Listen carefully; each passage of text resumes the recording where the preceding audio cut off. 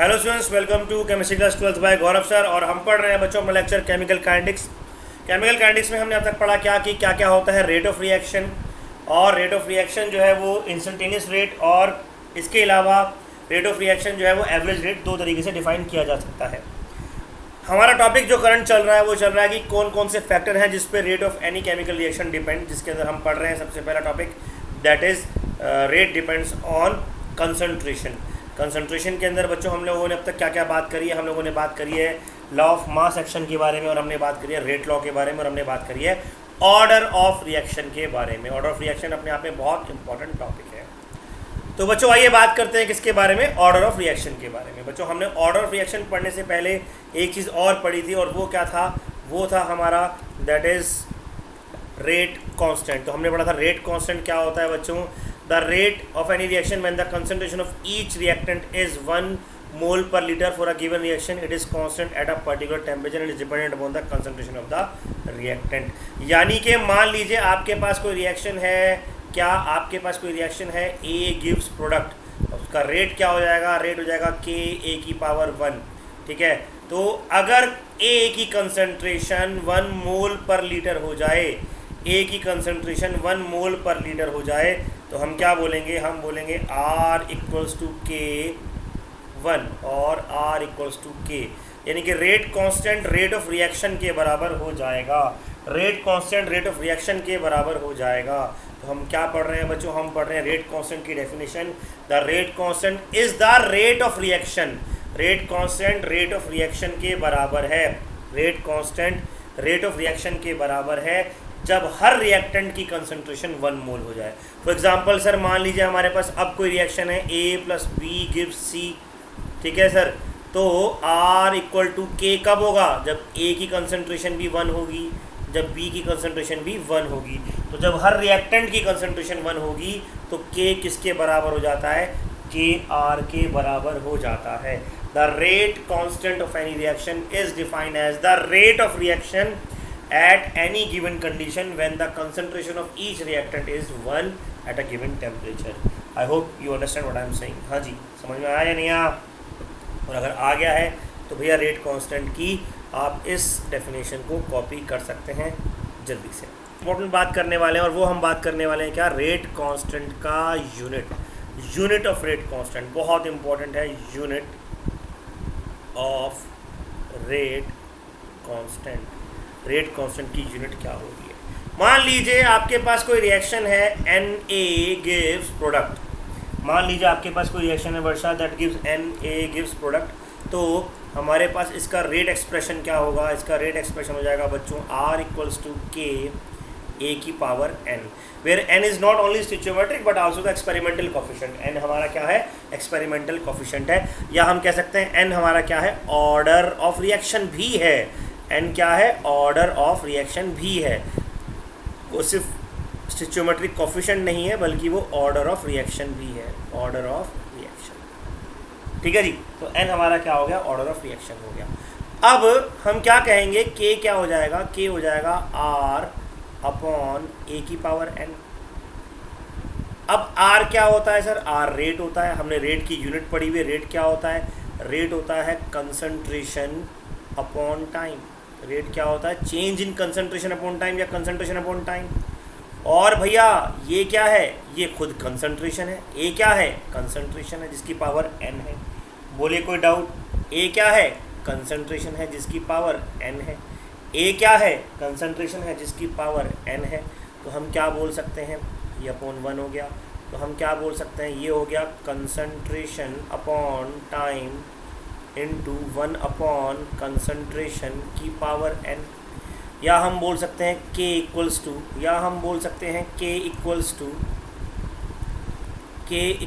To concentration की power 1 minus n, concentration की power 1 minus n, और टाइम की पावर -1। कंसंट्रेशन की पावर 1 माइनस n जो है टाइम पे आकर बेटा, कंसंट्रेशन की पावर 1 माइनस n, और ये क्या हो गया, टाइम की पावर -1। ठीक है हिमानी, कंसंट्रेशन की पावर 1 माइनस n और टाइम -1। ये किसकी यूनिट हो गई, ये हो गई भैया रेट कांस्टेंट की unit, where n is again where n is order of reaction, n क्या हो जाएगा, ऑर्डर ऑफ रिएक्शन। तो आइए इससे निकालने की कोशिश करते हैं, ऑर्डर ऑफ रिएक्शन से क्या इससे निकालने की कोशिश करते हैं अलग अलग रेट कांस्टेंट की वैल्यूज़ अलग अलग ऑर्डर ऑफ रिएक्शन के लिए। तो फॉर ज़ीरो ऑर्डर निकालते हैं, for zero order, zero order के लिए n क्या हो जाएगा, n ज़ीरो हो जाएगा। तो k इक्वल्स टू कंसंट्रेशन की power 1 minus zero second time में निकाल लेते हैं इन्वर्स, या k की यूनिट क्या हो जाएगी, k की यूनिट हो जाएगी कंसंट्रेशन सेकेंड इन्वर्स, k की यूनिट हो जाएगी कंसंट्रेशन सेकेंड इन्वर्स। तो भैया this is the unit of k for zero order reaction, this is the unit of k for zero order reaction. तो ज़ीरो ऑर्डर रिएक्शन की unit ये हो जाएगी। ऐसे ही फर्स्ट ऑर्डर का निकालेंगे, फटाफट फर्स्ट ऑर्डर की यूनिट निकालिए, देखें आप निकाल पाते हैं या नहीं निकाल पाते हैं यूनिट फॉर फर्स्ट ऑर्डर। तो फर्स्ट ऑर्डर क्या आया, n कितना हो गया 1, तो k इक्वल्स टू कंसंट्रेशन की power 1 minus 1 second inverse equals to second inverse. तो हमने इससे क्या सीखा, बहुत बहुत इम्पोर्टेंट बात सीखी बच्चों, हमने सीखा, नोट करके लिख लीजिए, rate constant of first order do not depend on concentration, do not depend upon concentration. First order का k कंसंट्रेशन पे डिपेंड नहीं करता है, फर्स्ट ऑर्डर का k कंसंट्रेशन पे डिपेंड नहीं करता है। क्लियर है, कंसंट्रेशन का कोई इफेक्ट नहीं होगा फर्स्ट ऑर्डर के रेट कांस्टेंट पे, रेट पे नहीं, बार बार समझिएगा बात को, रेट पे नहीं k पर, रेट कांस्टेंट पे।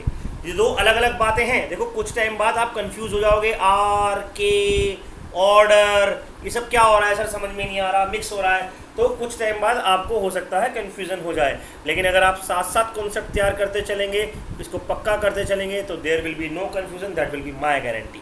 ठीक है जी, गारंटी वारंटी सब दूंगा इसमें मैं तुम्हें। तो के डिपेंड नहीं करता फर्स्ट ऑर्डर का कंसंट्रेशन पे। इस तरीके से आप किसी भी ऑर्डर का कंसंट्रेशन निकाल सकते हैं, चाहे वो आपका क्या कहते हैं फ्रैक्शनल ऑर्डर हो या 0 1 2 3 4 5 कोई भी ऑर्डर हो, उसकी आप कंसंट्रेशन निकाल सकते हैं। अब हम करेंगे इसके ऊपर क्या, अब हम करेंगे इसके ऊपर कुछ न्यूमेरिकल्स की प्रैक्टिस करवानी है। एग्ज़ाम में आते हैं ये न्यूमेरिकल्स, और फ्रिक्वेंटली आते हैं 1 मार्क्स और 2 मार्क्स में, वो समझते हैं क्या क्या न्यूमेरिकल्स हमें करने हैं। ईजी है, तो एक एक करके उन्हें शुरू करते हैं। लिखेगा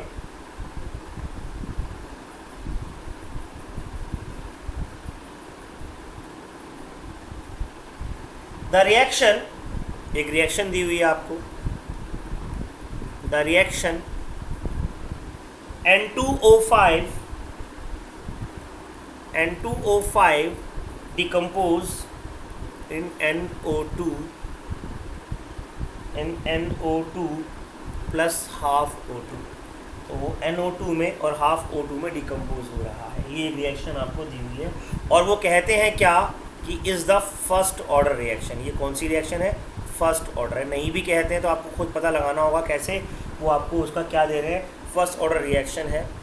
और वो कहते हैं इट्स रेट कांस्टेंट इज़, उसका रेट कांस्टेंट दिया हुआ है क्या, 6.2 इंटू 10⁻⁻⁻6 सेकेंड इनवर्स। अब देखिए अगर वो नहीं भी बताते रेट कांस्टेंट फर्स्ट ऑर्डर है, तो हमें यूनिट से पता चल जाता, सेकेंड इनवर्स दे रखा है, तो कहानी हमारी आसानी से निकल जाती। ठीक है जी, मैं डेफिनेशन बाद में दोबारा दिखा दूंगा, पहले क्वेश्चन लिख ले बेटा। तो ये हो गया हमारे पास क्या, फर्स्ट ऑर्डर का reaction.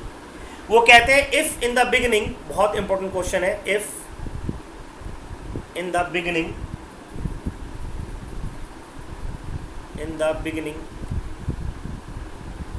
N2O5 concentration is, N2O5 की कंसंट्रेशन कितनी थी, स्क्वायर ब्रैकेट लगाने का मतलब है concentration is 15 mole litre inverse calculate rate,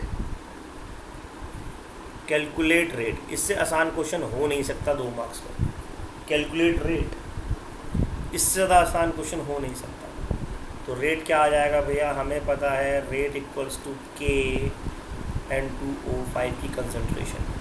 के की वैल्यू गिवन है 6.2 इंटू 10⁻⁻6, कंसंट्रेशन की वैल्यू गिवन है, कुछ करना था नहीं, आंसर आना था सीधा, दैट इज़ 9.3 इंटू, हाँ क्या आंसर आया, 9.3 इंटू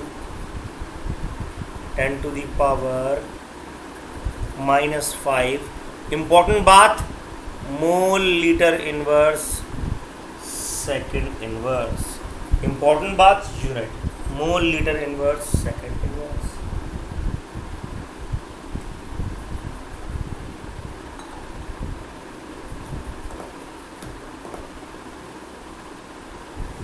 ठीक है जी, ये हो गई क्या, unit of concentration, sorry rate of reaction, ये हमें निकालना था। इजी है क्वेश्चन, आई थिंक कोई डाउट नहीं होना चाहिए।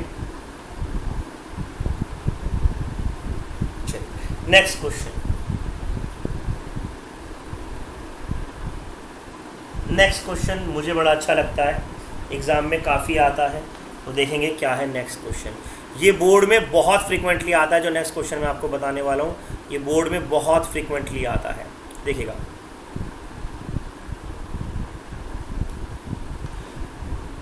The rate of reaction,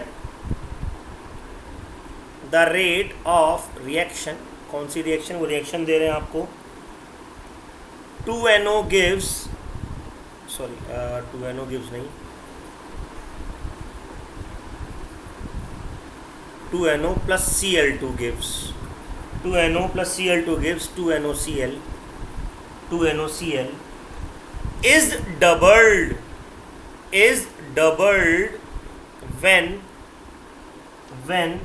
concentration of Cl2 is doubled, when concentration of Cl2 is doubled and becomes, I hope आप लोग नोट कर रहे होंगे, 8 times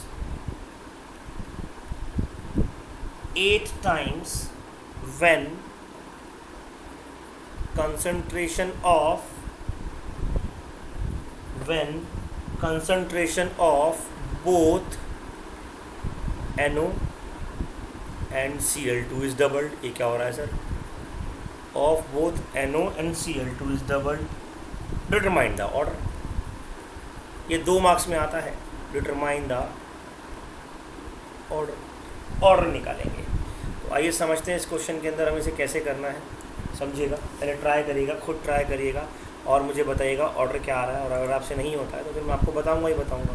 ऑर्डर निकाल सकते हो, एक बार फिर देख लीजिएगा क्या हुआ है न्यूमेरिकल के अंदर। न्यूमेरिकल के अंदर हमारे को उन्होंने कहा R इक्वल्स टू के, NO की पावर x है, Cl2 की पावर y है, इस रिएक्शन से हमें पता चला। ठीक है जी, फिर उन्होंने कहा कि जब Cl2 को डबल कर देंगे तो 2R हो जाएगा रेट, फिर उन्होंने कहा जब दोनों को डबल कर देंगे तो 8R हो जाएगा।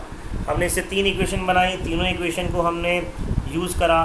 तीनों इक्वेशन को कैसे यूज़ करा, पहले हमने सेकंड और फर्स्ट को डिवाइड करा, जब फर्स्ट और सेकंड को डिवाइड करा तो उस तरीके से हमारे पास y की वैल्यू आ गई 1, और फिर हमने सेकंड और थर्ड को आपस में रेशो करा, थर्ड अपॉन सेकंड करा तो हमारे पास रेशो आ गया 2, और उसके बाद x की वैल्यू आ गई 2, और x और y को दोनों को हमने जब प्लस करा तो हमारे पास ऑर्डर आ गया कितना, ऑर्डर आ गया 3, that is called third order of reaction. ठीक है जी, तो ये क्वेश्चन आपका इस तरीके से आंसर हो जाता है। इस तरीके से आप ऑर्डर ऑफ रिएक्शन के कुछ क्वेश्चंस के आंसर्स निकाल सकते हैं, जैसा कि मैंने आपको बताया। इसके अलावा और भी बहुत सारे क्वेश्चंस हैं जो आपको असाइनमेंट्स में भेजे गए हैं, या आप NCERT से उनको जो है ट्राई कर सकते हैं। ऑर्डर ऑफ रिएक्शन पढ़ने के बाद हमारी जो अगली हेडिंग आती है वो आती है मोलिकुलरिटी ऑफ रिएक्शन। क्या आती है, molecularity of reaction. Now what is molecularity, हम बात करेंगे अब किस टॉपिक के बारे में, अब हम बात करने वाले हैं मोलिकुलरिटी के बारे में। क्या होती है मोलिकुलरिटी, हेडिंग डालेंगे मोलिकुलरिटी ऑफ रिएक्शन। सर हर बार कोई सा एक रिएक्टेंट कैंसिल, बिल्कुल होगा, और अगर नहीं हो रहा है, अगर हर बार एक रिएक्टेंट कैंसिल हमारे लास्ट क्वेश्चन के अंदर, तो हम इसका मतलब कुछ ना कुछ क्या कर रहे हैं, हम कुछ ना कुछ इसके अंदर प्रॉब्लम क्रिएट कर रहे हैं, ठीक है। खैर, तो मोलिकुलरिटी ऑफ रिएक्शन क्या है? It is defined as the number of molecule of reactant taking part in chemical reaction. तो मोलिकुलरिटी ऑफ रिएक्शन क्या है? It is defined as the number of molecule of reactant taking part in any chemical reaction is known as molecularity. इसका मतलब क्या है मैं समझाता हूँ। देखिए, सबसे पहले तो मोलिकुलरिटी और ऑर्डर के बीच में डिफरेंस आपको याद करना है, लेकिन उसको याद करने से पहले मोलिकुलरिटी और ऑर्डर को समझने की भी कोशिश करनी है कि क्या होते हैं। हमने कहा कि जब कभी किसी रिएक्शन की स्टिचोमेट्री कितनी है रिएक्टेंट्स की, उस पर डिपेंड करेगा रेट, तो वो ऑर्डर कहलाएगा।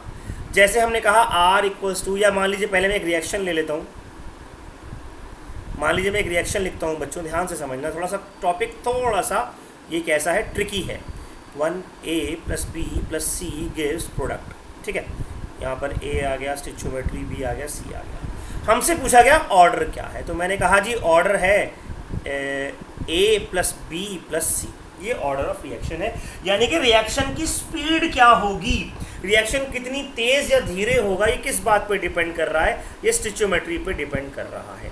और स्टिचोमेट्री क्या है, जो आगे आपका कांस्टेंट लिखा हुआ है या एक्सपेरिमेंटली आपने ढूंढ के निकाला। अब ये जो मोलिकुलरिटी शब्द हमें पढ़ना है, ये क्या है? मैं ये कहता हूं कि एक समय पर एक आपका मान लीजिए मोलिक्यूल है आपके पास A, एक मोलिक्यूल है आपके पास B, एक मोलिक्यूल है आपके पास C।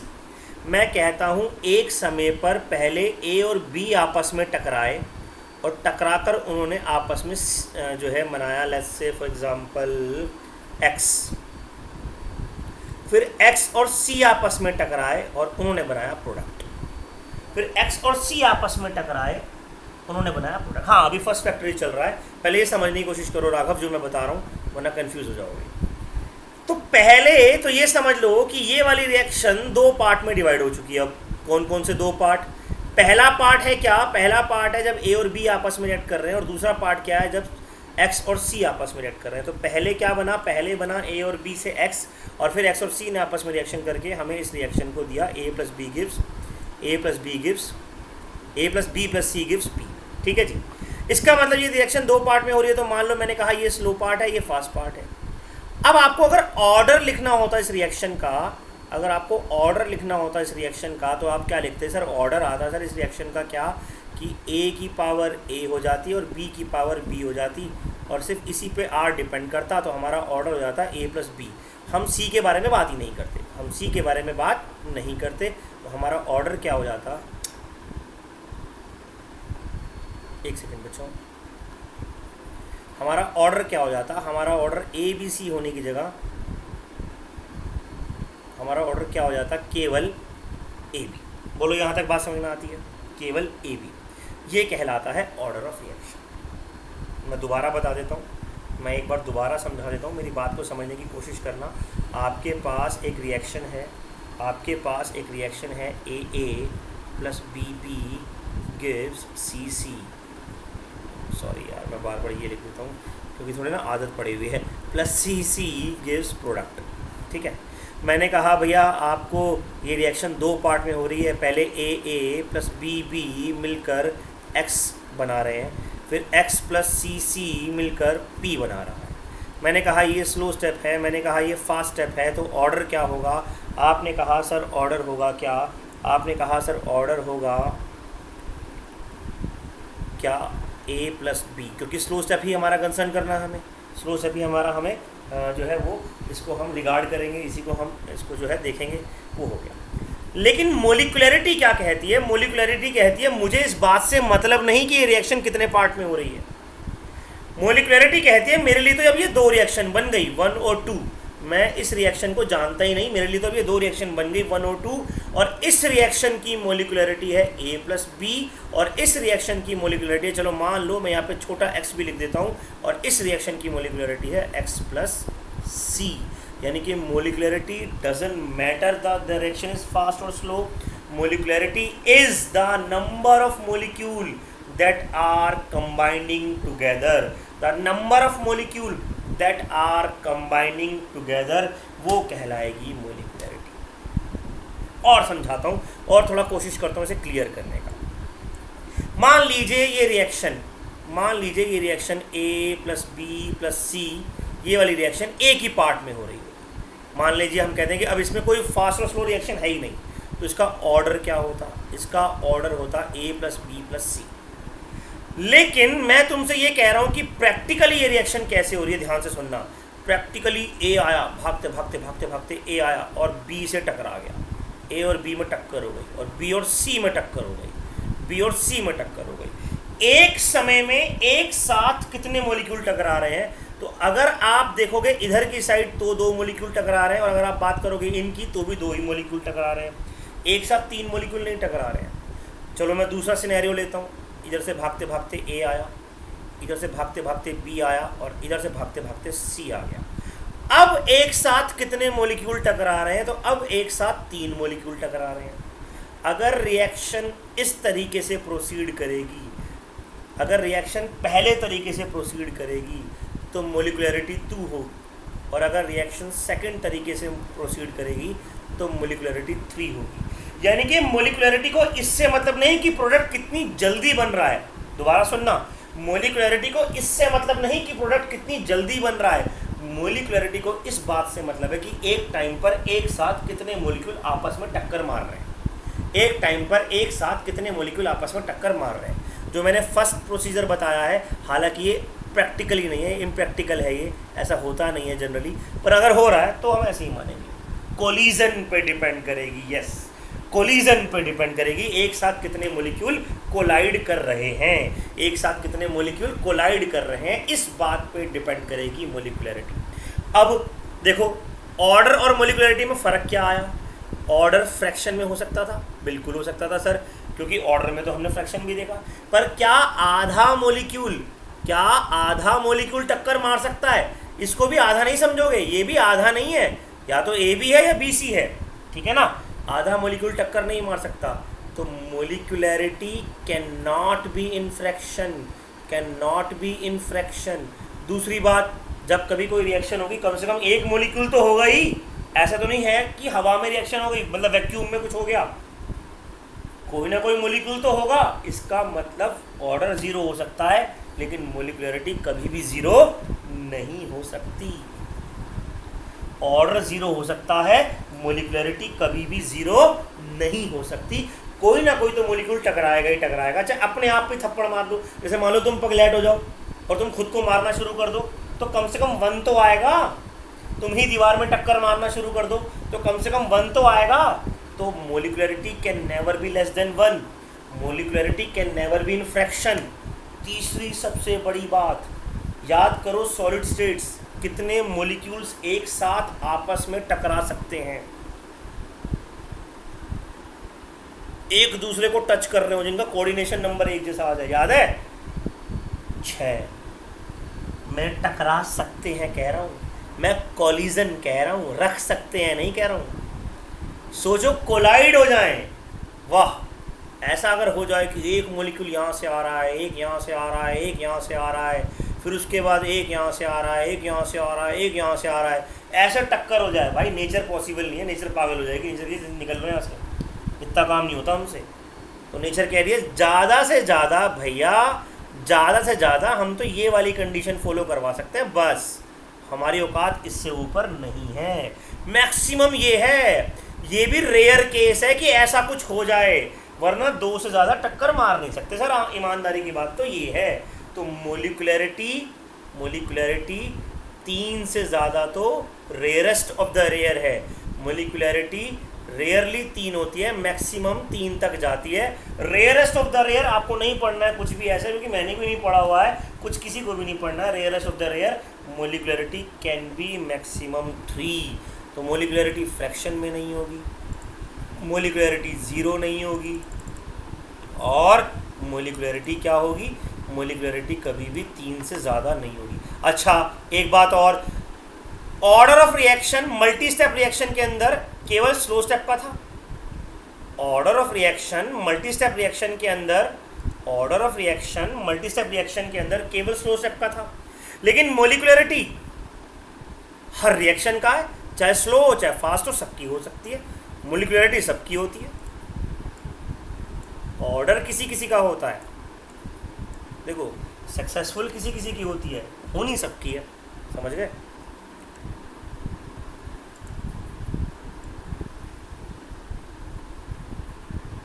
ये भी समझ में आ गया जो बोल रहा हूँ, कमाल है यार, तुम्हें सब कुछ समझ में आ रहा है यार। तो भैया ये आ गया हमारे सामने, क्या पेश करते हैं आपके सामने, difference between order and molecularity. तो मोलिकुलरिटी क्या है, it is defined as the number of molecules. ले भाई रिएक्शन डेफिनेशन लिख ले, it is defined as the number of molecule of reactant taking part in chemical reaction. एक molecule react कर रहा है, मोलिकुलरिटी 1। ऑर्डर क्या है, डिपेंड करता है भाई किससे, रेट से। Molecularity can never be zero but order can be zero. Molecularity derive from mechanism of reaction. आपको रिएक्शन का मैकेनिज्म बताना पड़ेगा, कौन कहाँ गया, कैसे टकराया, किससे बात करी, फिर क्या हुआ, तब आपको समझ में आएगा कहाँ से घूम के गया। याद है जैसे हमने 11th क्लास में पढ़ा था SN1 SN2, तो हमने कहा था SN1 की मोलिकुलरिटी 1 होती है, SN2 की मोलिकुलरिटी 2 होती है। याद आया कुछ कि पहले वो टूटेगा फिर वो जुड़ेगा, और SN2 reaction nucleophilic substitution reaction में हमने क्या पढ़ा था कि बैक अटैक हो जाएगा, एक साथ आ जाएंगे। तो भैया मैकेनिज्म पे डिपेंड करेगी मोलिकुलरिटी। लेकिन ऑर्डर कहता है भाई मुझे तो बस ये बता दो स्लो स्टेप कौन सा है, टेंशन लेने की जरूरत नहीं है। मोलिकुलरिटी आप देख नहीं सकते, सबसे बड़ी प्रॉब्लम मोलिकुलरिटी की क्या है, आप देख नहीं सकते, ये एक थ्योरेटिकल प्रॉब्लम है। भाई आप अंदाज़ा लगा सकते हो कि हाँ टक्कर हो गई, लेकिन एक्सपेरिमेंटली आप वैल्यू निकाल सकते हो किसकी, ऑर्डर की। क्योंकि मोलिकुलरिटी में आप खुद तो एटम को लेके जाओगे नहीं, टक्कर मारोगे, ले खाले टक्कर है ना, कंचे तो खेल नहीं रहे। तो भैया ये होता है, मोलिकुलरिटी रेयरेस्ट है कि 4 हो जाए, बट आप तो बल्कि यहाँ 4 की जगह काम करो, आप तो इसको 3 ही लिखो भैया, इक्वल टू और लेस देन 3, ठीक है। इससे ऊपर का तो रेयर है। हालांकि ऑर्डर भी 4 से ऊपर रेयर होता है, लेकिन ऑर्डर फ्रैक्शन में आ सकता है। हाँ, molecularity is independent of pressure and temperature. भाई टक्कर तो होनी है, मेरी बात समझो, टक्कर तो होनी है। इन तीनों की टक्कर ऐसे होनी थी तो हो गई, जल्दी और देर से कब होगी, अब टेम्परेचर बढ़ा दोगे। तो मोलिकुलरिटी को कोई फर्क नहीं पड़ता टेम्परेचर से, जो टक्कर होनी है वो तो होना है, जो होना है वो तो होना है। जैसे मैंने कहा तुम्हारी होनी तो है, पढ़ लिख जाओगे तो जल्दी हो जाएगी, अच्छी हो जाएगी, नहीं पढ़ोगे तो भाई देर से होगी।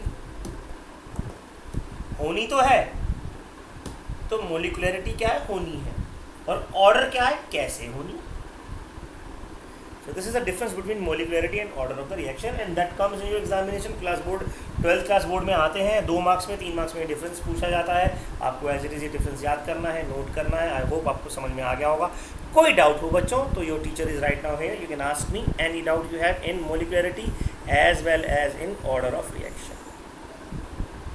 जी, the doubts are open, you can raise your hand और you can give the problems in chat. तो भाई this is your difference between molecularity and order, इसको यहाँ लर्न करेंगे। और कल हम पढ़ेंगे आगे के फैक्टर्स, कंसंट्रेशन में ही अभी आगे बहुत सारे फैक्टर्स हैं, हमें ऑर्डर निकालना भी सीखना है, कैसे कैसे ऑर्डर निकाले जाते हैं वो भी मैं आपको बताऊँगा। ठीक है जी, आज के लिए इस टॉपिक को यहीं तक रखते हैं।